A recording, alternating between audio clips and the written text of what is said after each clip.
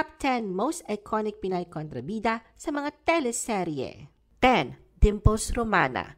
Naging iconic si Daniela Mondragon sa kanyang ginto, suot ang pulang damit habang nakatayo sa track. 9. Raisa Sinon.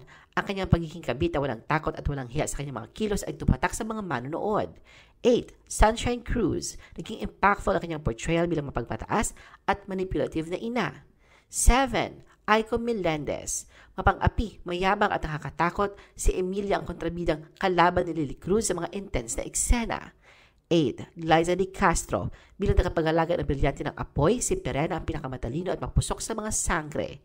5. Angelica Panganiban. Si Angelica bilang anti-heroine Ruby ay seductive, matalino at manipulative. 4. Yula Valdez. Versatile si Yula bilang bida at kontrabida, pero sa mga intense ang kontrabida roles, pinatunayan niyang kaya niyang sirain ang pamilya at puso ng mga manonood. 3. Jean Garcia. Matapang, elegante at malupit, si Madam Claudia ang original alta kontrabida ng Pangako Sa'yo. 2. Sherry Hill.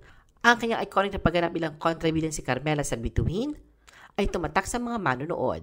1. Gladys Reyes. Ang mga eksenang sabunutan at pag-aapi ni Clara kay Mara ay naging parte ng teleserye history.